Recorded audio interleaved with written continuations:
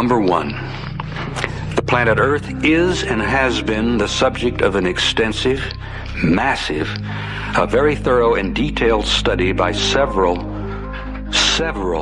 extraterrestrial civilizations. Now that's an attention getter in itself.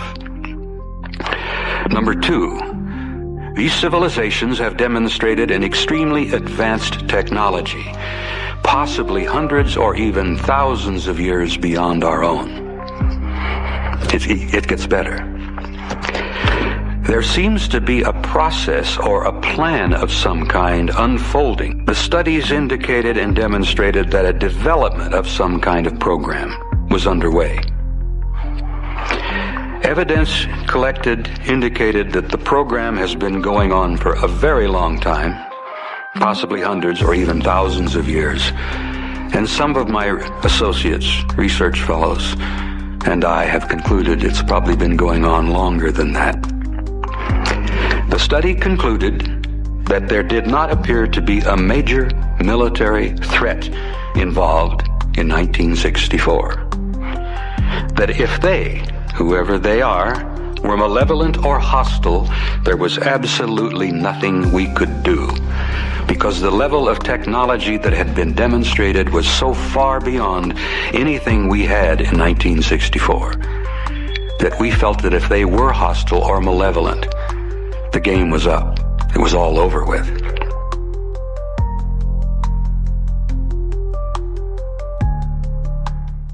They don't want you to know this. What if I told you there's a hidden library that holds everything from the past, present, and future? It's called the Akashic Records. Imagine a database where every thought, action, and experience of every soul is recorded. The Akashic Records exist on a non-physical plane known as the etheric plane. And according to recent scientific research, our universe has been found to show elements of existing as a giant hologram, with every bit of information encoded in the fabric of space-time. But it gets even deeper. The records hold the secrets to advanced technologies and forgotten knowledge. Could this be how the ancient Egyptians built their pyramids? As so many ancient civilizations seem to have wisdom far beyond their time. The Akashic Records are said to be accessed through deep meditation, specific spiritual practices, and sometimes when dreaming. People who have accessed these records claim to have a deeper understanding of their purpose in life. The records are talked about by the ancient Egyptians, Mayans, Indians, Greeks, and the ancient Sumerians. They all speak of the concept of a universal record-keeping system. Is our timeline really accurate?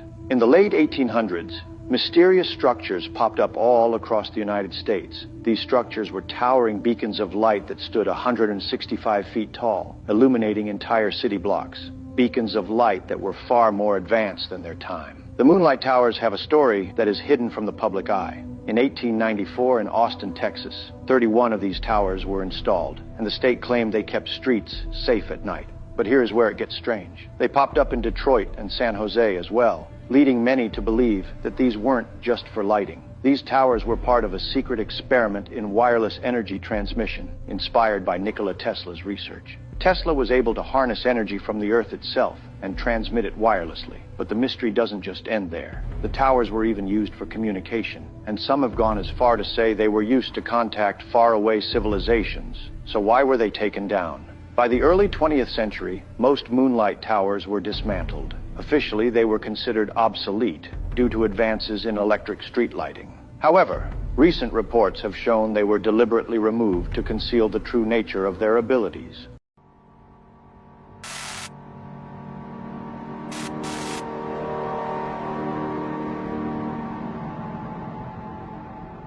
We can be programmed through sound frequency, negatively or positively.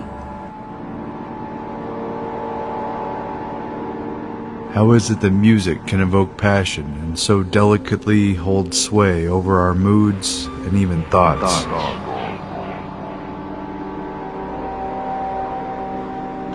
There was still the Pythagorean modal music. Yeah, it all comes from Pythagoras. The only pieces of it remain. It's called major and minor. The music is frequency programming. Music is frequency. What frequency are you being fed? I have here two identical tuning forks, both tuned to the note A the note an orchestra tunes to. These forks are both made to vibrate 440 times per second. We say their frequency is 440 hertz. If I tap this fork, putting little pulses of energy into it, the second fork will also vibrate in sympathy. And if I silence this fork, we just may hear the other singing its tone.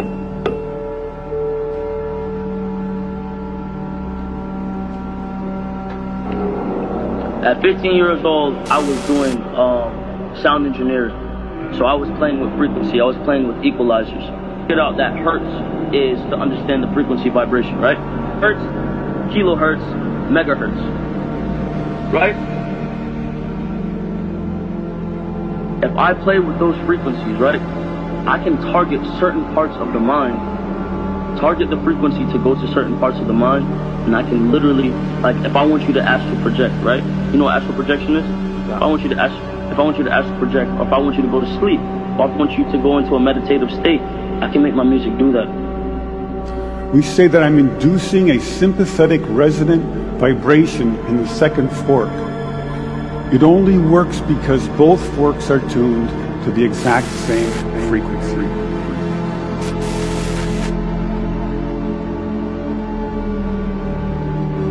Where all four organs, pipe organs, cross.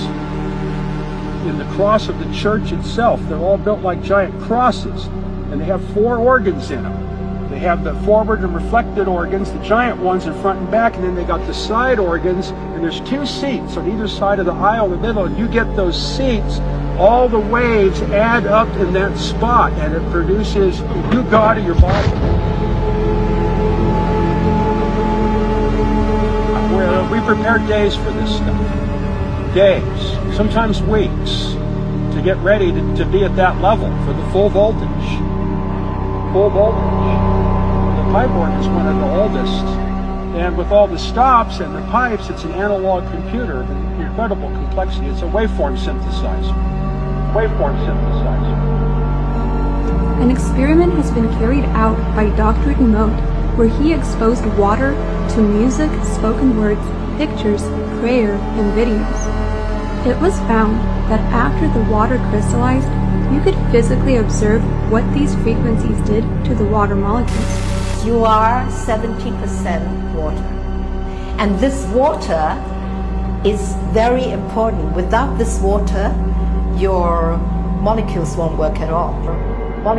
Positive words and frequencies saw to beautiful arrangements of the water's molecules, forming spectacular patterns and shapes. While negative frequencies disturbed water molecules so badly, there was only chaos among the molecules. These are all live organisms taken under the polarizing light microscope. They are like liquid crystals, but instead of being static liquid crystals, they are like a dynamic liquid crystal display. So how is it possible? How is it possible that when all the molecules are busy transforming energy, that they can still look like crystals? Because crystals, as you know, need to have a very orderly atomic or molecular order. So this is the story, this is the moral, and it is that their movements are absolutely coherent. So because the light vibrates so much faster than the movements themselves, at every instant, they still maintain that order. And that's how they appear liquid crystalline. So this basically tells you that all the molecules, all the motions of the molecules of the body are correlated, are coherent.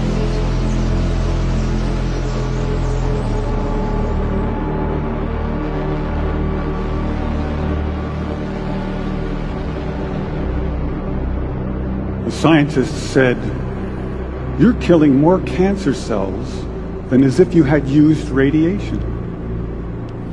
That same scientist went on, If you had spent millions of dollars developing a new drug that killed this many cancer cells, it would be a home run.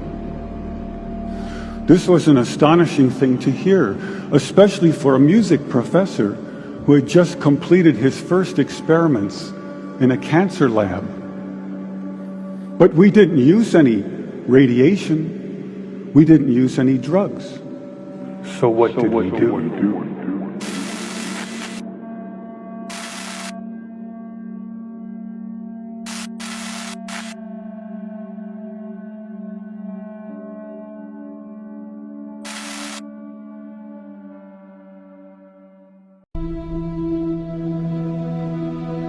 Dieser Krieg geht nicht allein uns Stolz an, sondern dieser Krieg geht genauso alle europäischen Nationen an. Er geht Italien an, wie es der Faschismus beweist. Er stellte sich an unsere Seite bedingungslos. Und der große Duce Italiens ist der Garant dafür.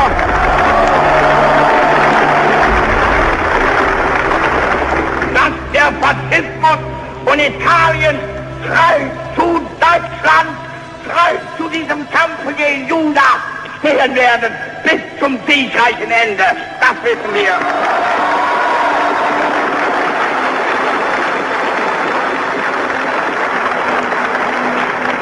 Ebenso haben es andere Völker begriffen. Nationen, die mit uns zusammen kämpfen.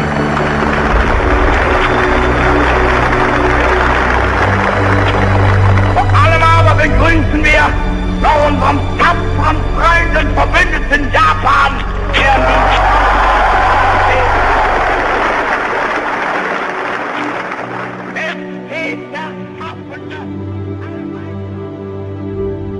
so ist auch dieser Kampf, den wir jetzt kämpfen, eine Frage der Rassen. Die deutsche, die nordische, die europäische Rasse kämpft gegen Judas und seine Helfershelfer.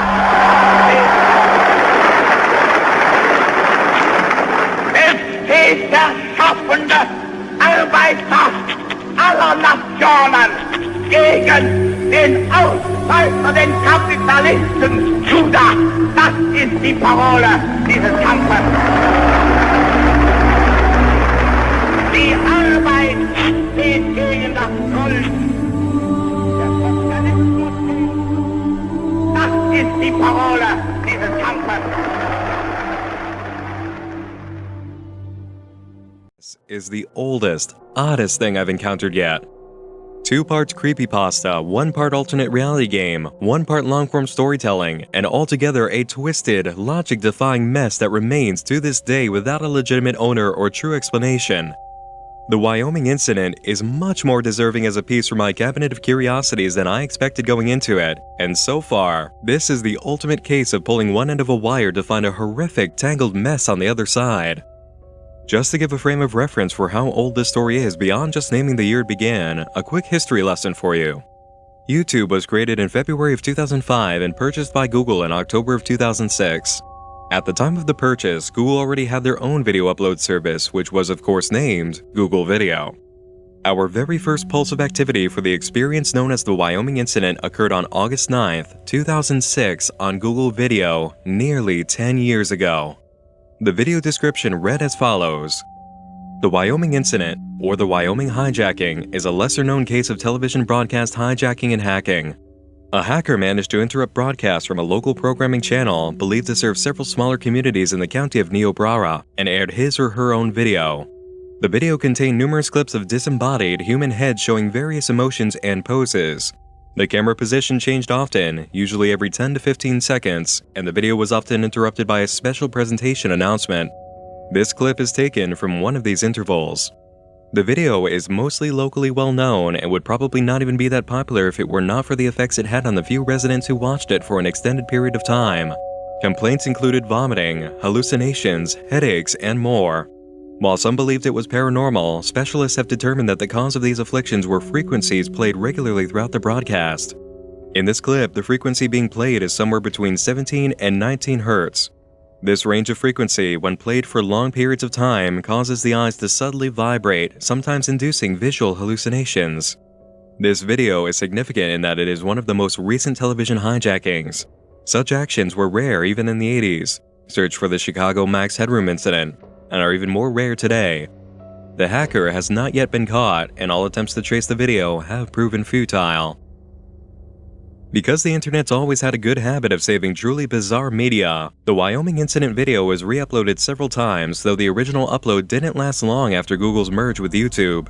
Don't worry about that special frequency mentioned. No one has reported experiencing actual effects from watching the video, and just as a precaution, I've tampered with the audio a bit. Here is the broadcast.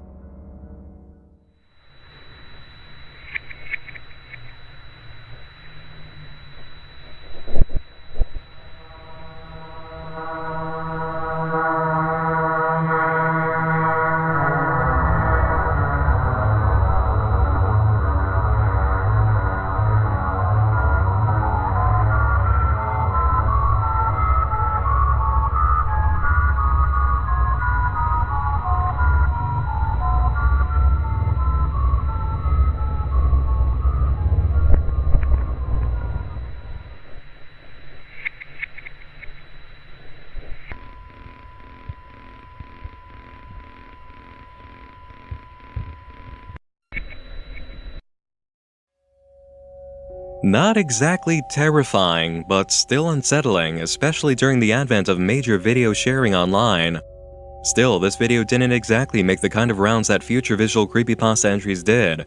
There wasn't any real talk about the Wyoming incident until January of 2007 on the Unfiction forum, when a user supplied the link and asked if anyone knew exactly what this was. Responding users couldn't provide a proper answer, with several citing the Max Headroom incident and the ring as what the video reminded them of. It wasn't long until a new lead dropped on February 6th. A user named Lyra in the Dark, who had joined on February 4th, posted a link to a second video saying, "I found this on YouTube this morning." That video had been uploaded on February 5th. So, well over a week after the initial thread started, we have a user who signed up on February 4th, a second video uploaded on February 5th, and a post from that brand new user on the morning of February 6th saying that they just happened to find this new video. Right. I'll buy that coincidence. It's also fun to take a look at the title and video description. Weird video I found by a user named Give Me a Number. The description reads, "Somebody left this video file on a DVD they left on my doorstep. It might just be a prank, but it's pretty creepy, so I guess I'll just upload it here. If any of y'all recognize who made this video, just tell me. Thanks to Chad for helping with tags." Watching this one isn't necessary. It's the same video as the last with a few different head images and a new set of phrases. Why do you hate? You are ill. We just want to fix you. Users on the Unfiction forums responded with immediate recognition for the username behind the new video. It's a gimmick from a character called the Boogeyman in Neil Gaiman's Sandman series.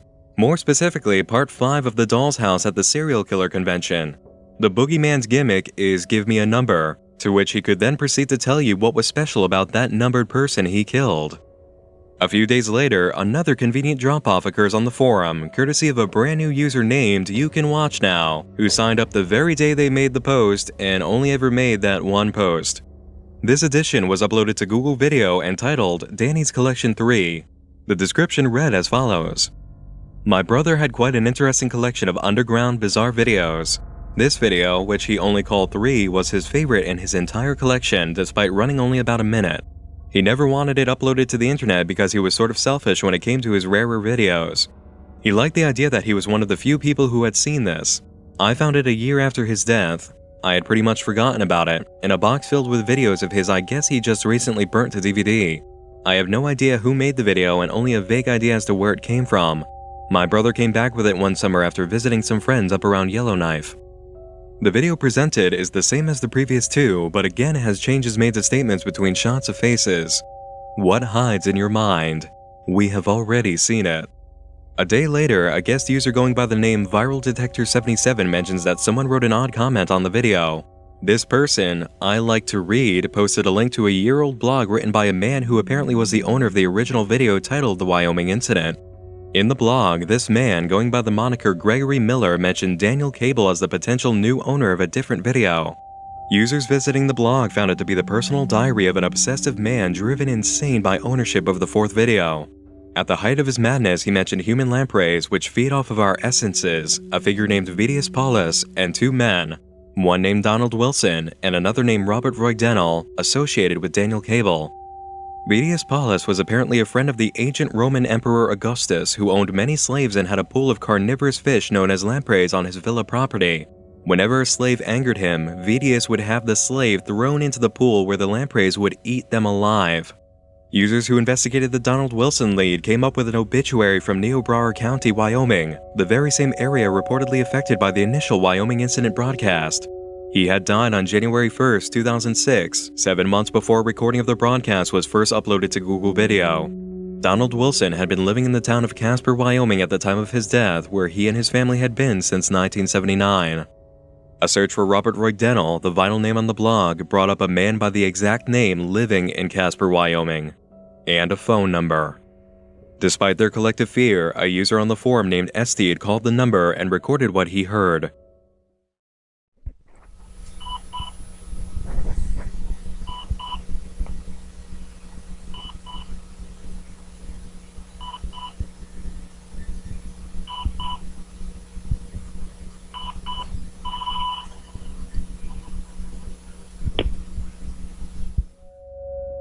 Estede said it best when he described his experience after the call. It was after that when I realized I had just listened to a recording of someone flatlining.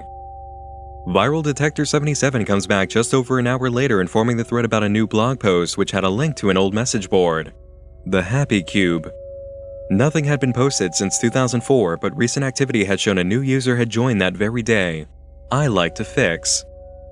What is the Happy Cube, and what are the members talking about in regard to their favorite activity, cubing? The clues are everywhere, beginning with the first post by administrator Jack Q. Pembry. On August 28, 2004, Jack posted a new topic, the grand reopening of the Happy Cube. He welcomes everyone back by issuing a new set of rules as a result of what happened in April. Please don't advertise for your videos. Jesus, it's one thing to partake in something, a whole different thing to enjoy seeing someone else do it. Please don't post about how much you think ICP, Slipknot, or Marilyn Manson are the composers of your work. I'm going to start filtering the naughty words that you've never been supposed to say but have always posted anyway. Words will be filtered into their safe versions, but a tag will surround it saying it had to be filtered. Do not leave your email in your profile. This is very important after what happened in April. And finally, no more pictures. Jack then begins to describe what happened in April to cause the new set of rules. To make a long story not so long, Johnny Diver started having second thoughts about CubeCon 2004 and decided to bail out, which was okay with just about everyone except Oldboy, Spaceman Jeff, and Oxenize03, who have had a weird one-sided rivalry with Johnny for some time. A huge thread, Johnny Diver, Man or Meat, was started by Oldboy, which not only flamed Johnny for not attending CubeCon, but threatened him and his family. Spaceman and Oxenize soon joined Oldboy's antics, posting pictures of what they were planning to do to him. Johnny Diver was not happy. What does he do? Go to the fucking police. A huge investigation is launched and even more incriminating evidence is found against the three flamers. Information about a relationship between Spaceman Jeff and WTW is found, and WTW, hell, he just disappeared. The police think the Happy Cube is a place where this is rather commonplace and we are shut down for a while. Now we're using a different message board system and a different, free, website server. A better idea of what cubing is begins to emerge in another thread, tools of choice. I like to use hammers or screwdrivers whenever possible. Everyone says that the more, advanced tools have a certain feel of omnipotence to them. I think they're just pussy weapons, but that may just be me. What's your tool of choice? I like to use different tools each time, which is a lot safer than using the same one or a pattern. I've dabbled in using tools like you use, but they are a bit too messy and can put you in pretty big danger. Sometimes the advanced tools are necessary. Tools are for the athletically fit and good with their hands only. I've always been fond of the chainsaw, though it's only safe if you and your friend are away from other people. Putting aconite in salads is a clever way to surprise a friend coming over for dinner. Aconite happens to be a type of poison with a well-documented lethal dose for human beings. Taking this information into account and the discussion about what tools are best, you may well have figured out what the Happy Cube's for. If not, here's the definition from Urban Dictionary posted in 2005. A sporting activity revolving very much around the short story The Most Dangerous Game.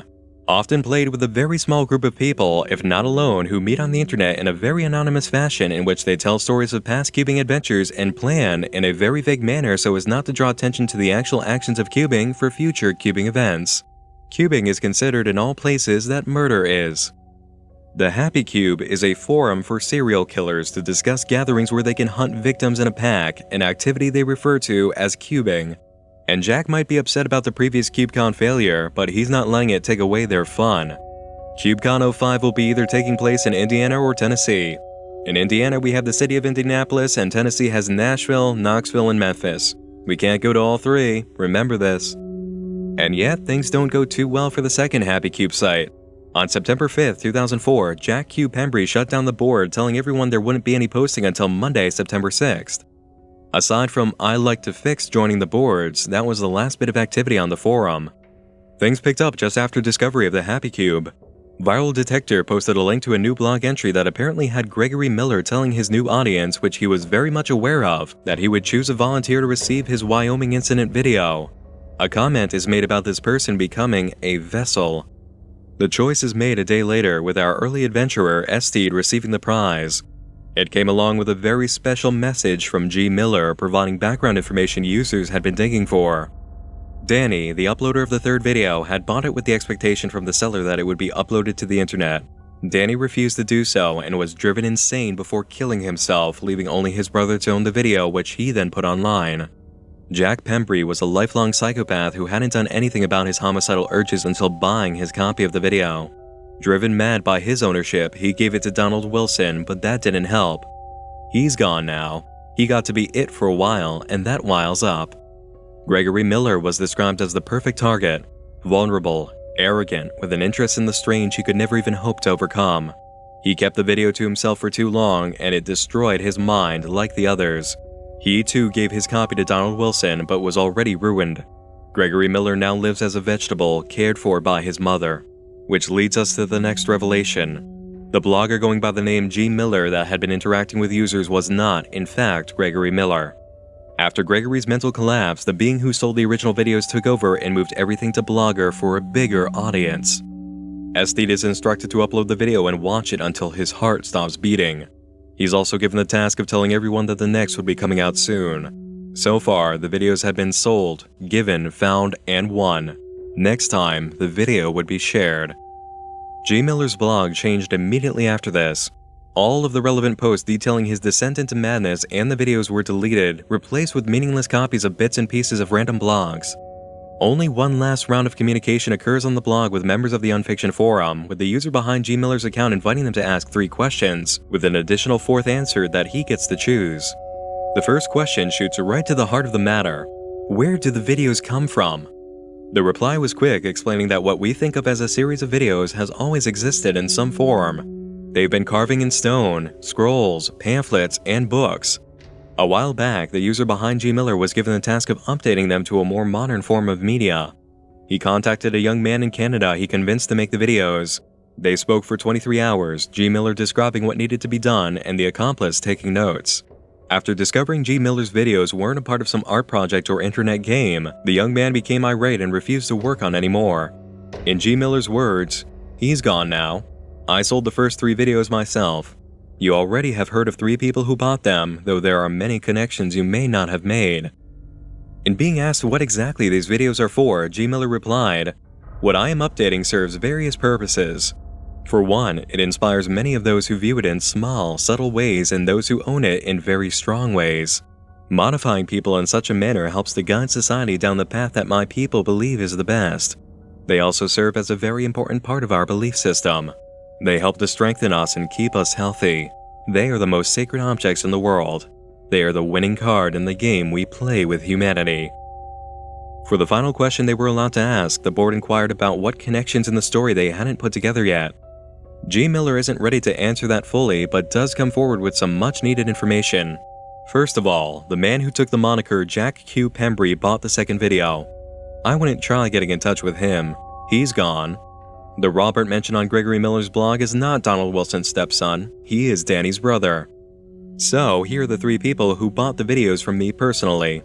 Jack Q. Pembry using an alias, Daniel C., and Gregory Miller. You have yet to discuss how the second video got from Pembry to Donald Wilson to Jamie, the uploader of the second video who put it on YouTube titled Weird Video I Found. Donald Wilson wasn't himself when he began his little collection, as his obituary seems to hint. Of course, researching old Donald will just lead to a dead end, literally, for you, which causes me to wonder why no one has investigated the others yet. I'd be following Jamie's YouTube profile for the next few days. The first chance you get to contact him, do it. I never figured him into my equation, so his presence is, to put it lightly, slightly aggravating to me, and even I don't fully understand how the video got from Wilson to him, though I have some ideas. There may be a group of interlopers trying to get my videos to people I would generally consider unworthy. If you want my help, I suggest you stop them. Follow my advice about Jamie, and eventually you'll know what to do. In the end, you're going to end up helping me take care of Jamie no matter what it is you truly want to do. Don't make it difficult for yourself by trying to misbehave. The interlopers may be my sisters. I would elaborate about them further, but that wasn't your question. A hint. Topic: the recurring theme of duality in mythology. Soon, this blog will be nothing but variant of the post that preceded this. Good luck. In a following post, avid user Slyfingers brings up a shocking discovery while reviewing Video 3. It had been uploaded on March 6, 2006, making it, technically, the first video online, predating even the Wyoming incident. From here, the game takes a long, twisting curve that led to so many turns it required hours of reading and documenting to keep track. Almost all activity moved over to the HappyCube forum where a new board opened. Hack Job Johnny, named after the title used for the 5th video, which was uploaded to a file-sharing platform called Ares by the newest user, I Like to Fix. Again, nothing significant about the new video except for its change of phrases. You cannot hide forever. We stand at the door. Through the next topic, duality, players discovered that I Like to Fix was somehow involved with the 9 Dark Muses, the evil brothers of the mythical 9 Good Muses of humanity in Greek mythology. I Like to Fix then uploaded a few short stories that board users were required to read, which all involved people being haunted by other humans with pitch-black eyes and an otherworldly air. The purpose for this was soon discovered as a grand harvest of negative emotions from the humans reading the stories. I Like to Fix revealed himself to be a child of the muse of insanity, paranoia, and irrational fear, the muse of stories detailing forbidden knowledge, the unknown, and the mentally unstable, who stalked H.P. Lovecraft and whispered to Aleister Crowley. Paranoia's children wear his eyes so that they may see the world as he does, in dark and obscure shades. They are the paranormal phenomenon known as the Black-Eyed Children who follow the living and wear the skin of the dead. Their only wish is to terrify, and their only joy comes from feeding. An absolutely relentless marathon of lore and role-playing comes on the heels of this revelation. The Shaded Priest, known as I Like to Fix, continues introducing stories of paranoia and fear to the readers, tells them a legion of Black-Eyed Children will be joining the boards and stalking players of the game in real life, and asks players to express their feelings about the experience they're undergoing. I Like to Fix is replaced by another priest, I Love to Fix, after one of the Black-Eyed Children under his care ends up devouring a player of the game. I Love to Fix continues the work of Father Paranoia in the quest to feed on human emotions and push back against the Good Muses, whose campaign to bring humanity to its peak of perfection will then, in the words of the Dark Muses, bring about its immediately following downfall, as they firmly believe that what goes up must always come down. Players are asked deeply personal questions in order to probe their personalities and psyches, while I Love to Fix and his cohorts attempt to track down Jamie, the uploader of the second video to YouTube, who was never supposed to be involved. Jamie is eventually found, and a poll is given on whether or not the board wants to hear an audio recording of his final moments. The answer is an overwhelming yes, prompting the release of the track, which sounds remarkably like poor acting and is entirely unconvincing to the board. The narrative is revealed that Jamie's death was faked for the sake of appearances, but it doesn't matter. His mind is already too far gone after previous ownership of a Wyoming incident video. Lore and role-playing continue as I Love to Fix describes issues between the Muse of Paranoia and his brothers, who are now aware of his personal campaign. Someone is offered the chance to receive hints about finding Video 6 by answering a payphone, and a user named Detector7 is chosen. He somehow fails to get a proper recording, but does take notes of the event, leading to the discovery of Video 6 on Google Video. This is followed up by I Love to Fix introducing a need for the community to engage in a mass ritual to summon an aspect of the Muse of Paranoia. This involves being alone with eyes closed, playing music that disturbs you, and doing some things that we're not going to talk about because what was suggested as part of this ritual is legitimately dangerous on many levels, and I'm not joking about that. Even the followers of the game who had been on board up to this point reacted with serious opposition, and even though I Love to Fix added a note of warning to those who weren't mentally prepared to go through with it, the mass summoning thread was opened on schedule and at appointed time for everyone to know about so they could engage in it together. This is approaching another topic entirely, but Ed and Lorraine Warren, career-long demonologists who have literal hundreds of cases on file where innocent games turn into living nightmares, would have a whole lot to say about why this is something that should not have happened and should never be done. Beyond the paranormal aspects of it and those potential consequences, the steps outlined in the ritual are enough to cause major panic and anxiety attacks in people, and generally bring someone to a place that they should not go with full intent and mental focus. Fiction is fun. Doing this and expecting people to go along with it is not.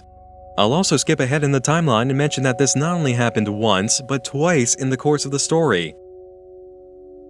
Regardless of the sudden rift in player opinions of the game, the ritual did go forward, and the apparent spirit of Hackjob Johnny was introduced into the thread to work with I Love to Fix. It was shortly after this that everything came completely off the rails. On the 1st of March, several new threads were opened under I Love to Fix, all expressing the same sentiment. This entire game, from beginning to end, had been one giant prank in the making by the members of the Something Awful forums. In particular, a member named Senior Bambos was behind it, running the show and making things up on the fly, grabbing whatever sources he could to throw in and make some kind of lore out of.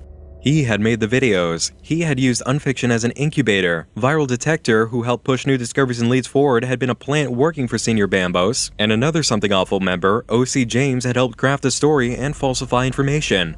After seeing interest in the game wane and sharp criticism begin to come in from Unfiction, Senior Bambos gave Viral Detector the keys to the I Love to Fix account and told him to drop the bomb.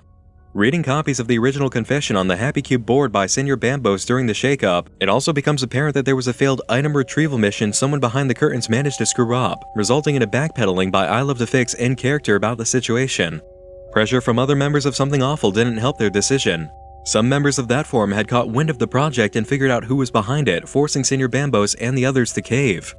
The players on the Unfiction forums were, understandably, upset about this and more than a little bit perplexed. Why go through all of that trouble, all of that writing and upkeep and story development just for a prank? It turned out that it may not have been that simple. A day after the revelation threads, someone else with moderator powers over the forum appeared, going by the name of Harry Spy. It isn't actually known what the thread they first posted was, though it was very official sounding and spread the message that this board was coming down. Someone from Unfiction sent Harry Spy a message to see if they were here to help. The reply was a bit startling. I hate to tell you this, but I do not think that this was ever a game to begin with. We have reason to believe this was an extremely unethical sociological psychological experiment performed by an amateur group possibly located somewhere in the United Kingdom. The boards will not be reopened, all of the original staff accounts have been indefinitely suspended, and I suggest that you ignore any videos posted from this point on. The Unfiction user asked if the investigation was real or a continuation of the game, if it was hijacked by Something Awful, and what was actually going on. Another response came through. I regret to inform you that the investigation is indeed real. The federal government has also launched a small investigation, though they are mostly examining if any law has actually been broken. If not, I imagine they will quietly dismiss their investigation. I was hired by a mother of one of the players. She found the whole thing suspicious, and her son had been acting erratic throughout the course of the game. The ritual seems to have pushed him over the edge. We have spoken with the Something Awful members who we believe to be behind the hijacking. No charges will be pressed against them as the administrators of the board have intentionally tried to remain anonymous, and Pro Boards does not want this sort of publicity. We do not believe them to have been very involved with anything that happened prior to the night of the hacking. We believe the videos to have been produced and distributed by an amateur psychology group situated somewhere in the United Kingdom. We have yet to confirm this, however. The forums will not be reopened, the staff accounts have been suspended indefinitely, and I suggest you do not watch any more of the videos if they are released. Harry Spy also replied to a message inquiring about a mentioned suicide in the wake of the ritual. The information stated that it was a player of the game that had been following along for quite some time, and an unfinished document that had been found on his computer detailed children with black eyes in the doorway of someone's bedroom. He allegedly took his own life after engaging in the first ritual. Harry Spy disappeared shortly after this, leaving in his wake only one new bit of activity, a topic titled We Win by I Love to Fix. Children are gone. Representative is gone. Observer is gone. Never should have trusted the brothers most vile. The book shall be ours too. This ends here. Just over 2 weeks later, the game started again with I Love to Fix entering a new thread, clarification and revelation. He tells a much different version of the story than Senor Bambos did. Apparently, using a hint dropped in a thread, Senor Bambos of Something Awful was able to brute force the password and log in as an admin. From there, he could change the information for pretty much everyone, and since I Love to Fix was out at the time, he got away with it. Senor Bambos gave credentials for one of the accounts to Viral Detector, and together they stormed the board and dropped all of the threads proclaiming it was one giant joke. Later, Senor Bambos comes in again as Harry Spy to pull off one last laugh with a detective angle. I Love to Fix writes a whole series of bullet points on why Senor Bambos was completely false in his claims to ownership of the project. On both Happy Cube and Something Awful, he would dodge questions, ignore arguments, and provide weak answers. The evidence was insurmountable. From here, I Love to Fix announces that the person typing this post is not the same one we've been dealing with. He is, in fact, now the last living shaded priest from a temple of Father Paranoia. During the Something Awful takeover, Paranoia's brothers sent black-eyed children that had turned traitor to kill everyone in the temple. The original I Love to Fix was killed, Hackjob Johnny was killed, everyone was dead except for this one priest who had dodged a bullet by taking care of some business away from the site of the disaster. From this point on, the story continued, and it seems the intensity was just ramped up. The lore became heavier, there was more text material than ever, there was no hunt for any videos, new characters and events were introduced, and it was all done through the board. 33 topics, some of them several pages in length, were introduced from the date of March 16th to April 29th. A new blog was introduced as well for readers to follow the story of a new character, because at this point they were much more readers than actual game players. I couldn't tell you what happens in the storyline for the sheer depth of written material and expansive lore there is involved with the revival effort. It would have taken me another week to make a full video just on that lore alone. What I can tell you, however, is something nobody saw coming in the wake of all of this. In the very last topic from 2007, He Wants Something, the figurehead of the board stopped responding to messages, posts, and all activity. Things began to slow to a sudden crawl and then stopped moving altogether. On June 16th, Senor Bambos comes back under his own username and delivers a confession. Many of you may remember me as the guy who claimed to have made the video on Something Awful. I was lying, though I was the one who first posted links to it and uploaded it online. That was pretty much my entire purpose: distribution. I had posted on another forum that I wished I could become involved in some sort of viral marketing, ARG, or hoax. A new member PM'd me asking me if I would like to take some videos he made and upload them around the web and link to them. I asked him why he didn't do it himself, and he told me that he wouldn't know where to start. He sent the videos to me via email and explained how he made them. I think he lied because I have attempted to replicate the videos and have only produced mediocre lookalikes. The only thing that worked were the audio tips he gave. The videos stopped appearing simply because he ceased to make them. I think only he knows how to properly produce these things. He gave me the basic video descriptions. I figured it'd be best to display them to Something Awful, the largest website I was active on at the time, and it snowballed. When this message board was opened, he gave me the position of moderator and asked if I could oversee the boards when he was unable to. A jackass friend of mine, the Detector, logged into my account one night and basically did everything that almost ended the game.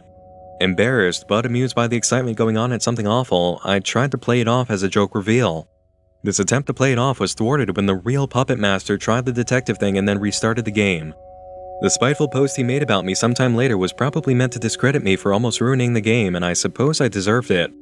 I thought I could trust my friend as he had acted as a plant several times during the game. The Puppet Master always decided when a plant would be used, and we did not always use one. The PM told me that he just wanted to tell people something, but he knew certain parts of the story couldn't be pulled off by the average player. I don't know what the motivation behind all of this was. He's never revealed anything about himself to me, and all locations save Niobrara County were chosen by myself. Whatever he's doing is flexible. He hasn't spoken to me in some time. I feel rather guilty because a large percentage of Something Awful believes me to have been the sole creator, and I'm even given full credit in the Wikipedia article. In the end, I know jack shit about what this is. I don't understand his motivations. I can't make the videos. They creep the hell out of me personally. I know nothing about the origins of this website except that it probably served as an important prop in an earlier project he worked on. I think he may be the OC James guy who apparently has links elsewhere. I just don't know. I was just along for the ride. Users who were still active came by to ask Senor Bambos what else he knew.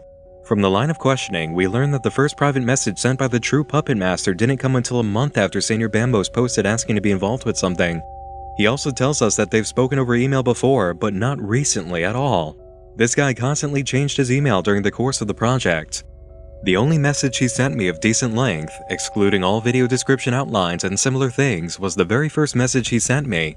It didn't really explain much about the Wyoming incident, but he seemed to believe that, if talked about in the right places, it would catch on like wildfire.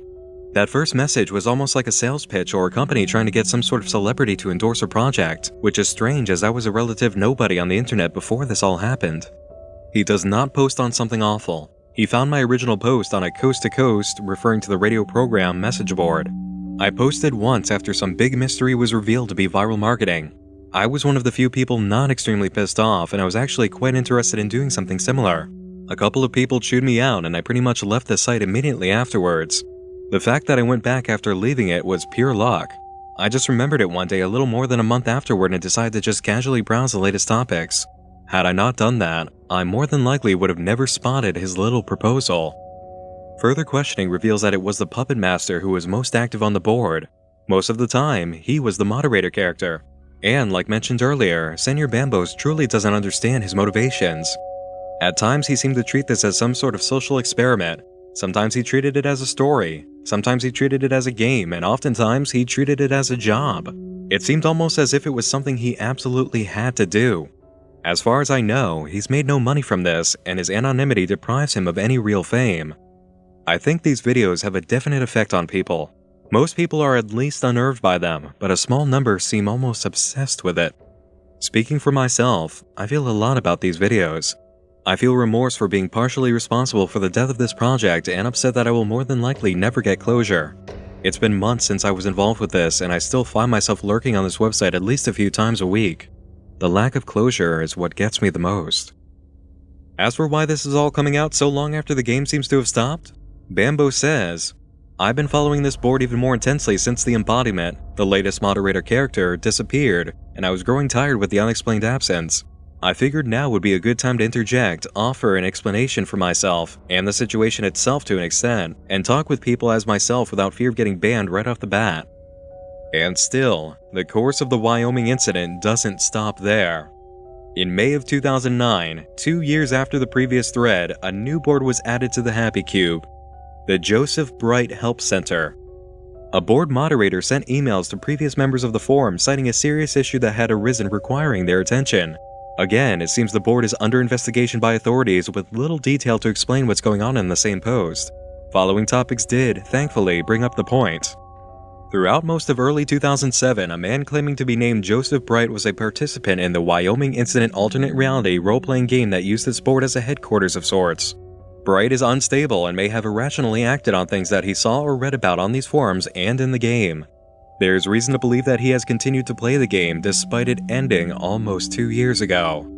We do not know how active the offsite community is, but we have heard that there are or were IRC channels and other websites where details about the Wyoming incident were discussed. If any of you knew and conversed with anyone from a chat room or forum who called himself Joseph Bright, Joe Bright, Joe Bright, Jay Bright, B37, Copperfist, or MN, please message me whatever details about him you can. Useful information would include details about where he is currently living, even just the state would help, what his current occupation is, whether or not he is abusing drugs, possible alternative names he may be using, and so on. There are some details I can provide. While living alone, he was supposed to be kept supervised. He'd receive weekly visits from his doctor that would, in time, turn into monthly visits. He'd have had complete independence by the end of next year if he had behaved himself. At some point during his obsession with the game, he stopped taking his medication. A month ago, his apartment was found abandoned. He left a letter for his doctor that stated he needed to sort things out. Since then, several of the people behind the Wyoming incident have received threats from him. The man who ran the game and made the videos, Senor Bambos, I Love to Fix, seems to be his main focus of attention. Somehow, perhaps off of another forum, he got a hold of his phone number. He's called him several times, threatening his life each time.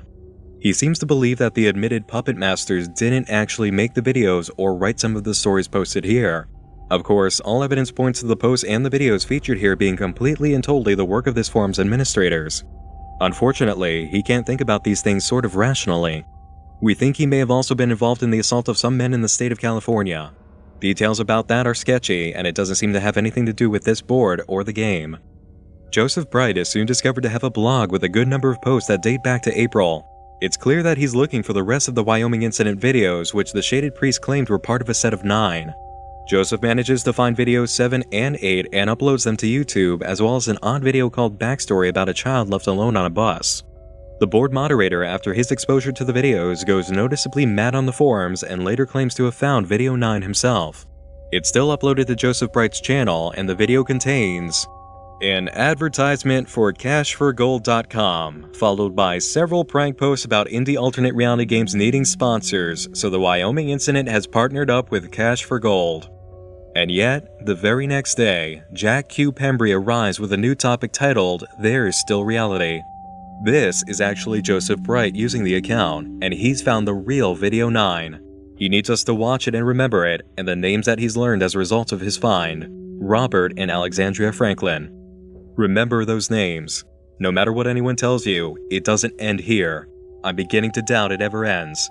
I will be back, just need to rest a while. Don't believe what they tell you, and keep that link. Save that video. Nothing occurred on the Happy Cube forum for over 3 years. Then, one last pulse, a final mysterious heartbeat. On January 12, 2013, Jack Q. Pembry added a single thread that was posted to the top of each and every board. And so, his final message? The children awoke that year. Nothing has been heard from the Happy Cube or the Wyoming incident since. No real closure, no explanation, no reveal of a true mastermind. This is, in effect, still an active game, and as such, this makes the Wyoming incident the longest-running alternate reality game on the internet, stretching back over the course of 10 years to the true first upload, Danny's Collection No. 3, in March of 2006. And considering it began circulation as video creepypasta, this might also be the world's first creepypasta ARG. The Wyoming incident is an anomaly. I haven't seen anything as odd, twisted up, and cloaked in lies and mystery as this thing. How many reversals did we experience over the course of this timeline? 4? 5? The road had so many turns during the course of my studying it that I felt whiplash. What even is the Wyoming incident? Was it always meant to be a game within a game in the case of Joseph Bright and the sudden detective angles? Was that all just course correction after hijackings and hitting brick walls? Was the Dark Muses versus Good Muses setup the initial plan? Who really did make the first video, the true Puppet Master or Senor Bambos? Why would the Puppet Master feel okay with subjecting people to a dark ritual not just once, but twice? When it all comes down to it, after you've waded through this entire mess, you find that the only questions you can answer are those of opinion. The Wyoming incident, as a game or a long-form storytelling project, just doesn't hold itself together after the first few videos and interactive events. My main issue with this entire project was the very reward system set in place. The driving force of this experience was gaining more videos out of a set of 9, these mysterious dark videos with supernatural forces behind them. But those videos turned out to be pretty much identical each and every time, and the small changes to them weren't meaningful enough to even bother working for the prize. The narrative around the videos, once explained flatly by our moderator characters, became so much less a mystery and just more of a matter of lore. Piles and piles of lore. That's all I could think of as I went through thread after thread after thread of this. It's not advancing the experience, it's not really moving the story, the mystery is blown. It's just lore. It's lore everywhere. And as far as the forum posting format goes, it just doesn't feel right for an experience that stopped being interactive so early in its lifespan. This became a vehicle of roleplay where one player sits and tells everyone else how things are going on in the story, and they all just respond with opinions and questions. The sentiment isn't just something I feel either. As I went through the Unfiction forum, I found more and more players dropping off, saying that they just didn't feel it like they did at the very start.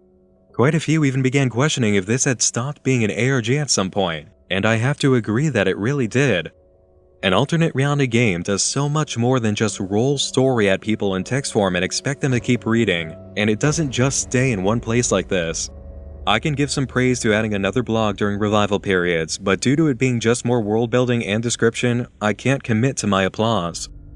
The best thing the Wyoming incident has going for it is what it started with: intrigue. We don't know who was behind this. We don't know why they did it. There's a lot we don't know. Even the puppet master we knew was kept in the dark, and he doesn't know who he was speaking to. And even when it seemed the true puppet master was back in control, operating the Joseph Bright event, we got hit with cash for gold, and then we're taken right back into the mess a day later. Then 3 years after that, another subtle knock at the door accompanied by a message on the ground that leaves us wondering. So many important lessons can be gained from observing all that happened with the Wyoming incident. It's as much a cautionary tale as it is a mystery. But as far as closure goes, 10 years into this game's run, we don't have much. And that's why the Wyoming incident will, until the muses return and the puppet master comes out of hiding, remain as an enigma in the Night Mind case files. If you've enjoyed this long, twisted trip into the forgotten halls of internet history with me... Greetings, citizens of Earth. My people have developed technologies which allow us to throw off our physical forms and travel great distances in the blink of an eye. We are in dialogue with your leaders to help the human race survive its infancy, for we believe in you. We are helping your scientists find cures for diseases which afflict your bodies, and helping you to preserve your planet's most precious resources. Many among us wage peace, and one day, with our help, war may be a thing of the past. Our army is 1 billion strong and growing. We are the people of the internet, and together, we are shaping the future of humankind. Settlement based on one man, one vote. But, he says, there are conditions. These include stopping the execution of all captured prisoners of war, allowing Giroux to take part in negotiations, being arrested. In Australia, Mr. Kerry Packer's cricketers are still pleading the right of yesterday's High Court decision, which didn't plan on them playing a test match. This is the voice of Allah, representative of the Ashtar Galactic Command, speaking to you. For many years you have seen us as lights in the skies. We speak to you now to service them as we have done to your brothers and sisters all over this, your planet Earth. We come to warn you of the destiny of your race and your world so that you may communicate to your fellow beings the course you must take to avoid the disaster which threatens your world and the beings on other worlds around you. This is in order that you may share in a great awakening as the planet passes into a new age of Aquarius. The new age will be a time of great peace and evolution for your race, but only your rulers are made aware of the evil forces that can overshadow their judgments. Be still now, and listen, for your chance may not come again. All your weapons of evil must be removed. The time for conflict is now past, and the race of which you are a part may proceed to the higher stages of its evolution if you show yourselves worthy to do this. You have but a short time to learn to live together in peace and goodwill. Small groups all over the planet are learning this, and exist to pass on the light of the dawning new age to you all. You are free to accept the protection teachings this of those who learn to live. Many go as wide as this. Then they run out. Spiritual evolution. Here now, the voice of Rilon, representative of the Ashtar Galactic Command, speaking to you. Be aware also that there are many false prophets and guides at present operating on your world. They will suck your energy from you, the energy you call money, and will put into evil ends, giving you worthless dross in return. But in a divine self to protect you from this, you must be utterly sensitive to the voice within you, that can tell you what is true and what is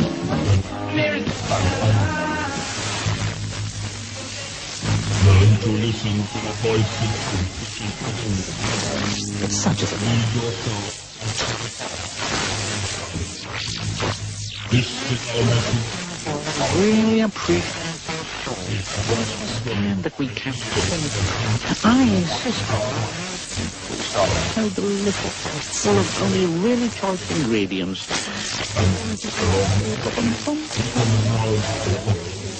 I can.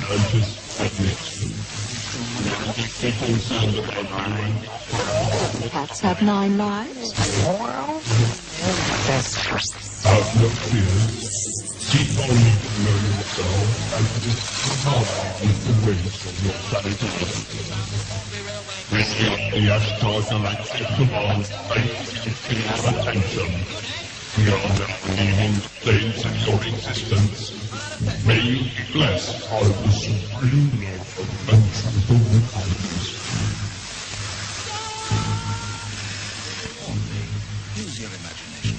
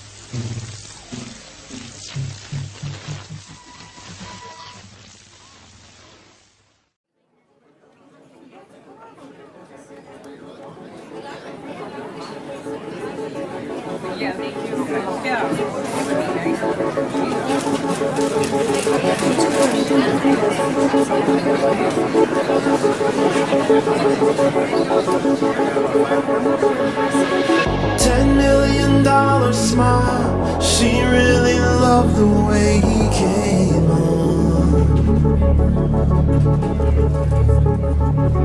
It lasted for a while. Nothing about him was the same song.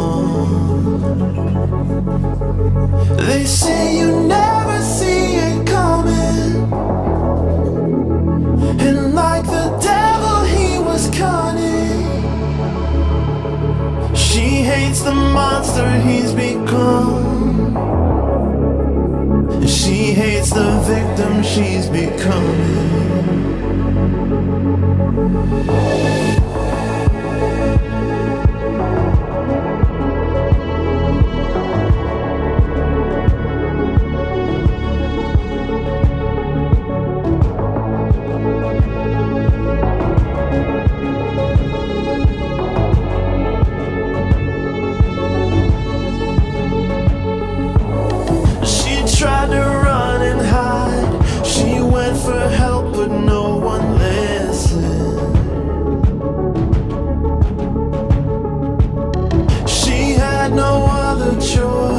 Left in a difficult position. She knew exactly how to taunt him. He struck exactly where she wanted, but he couldn't see the gun she hid beneath her garter. As she pulled it out, she said, "You should have hit me harder."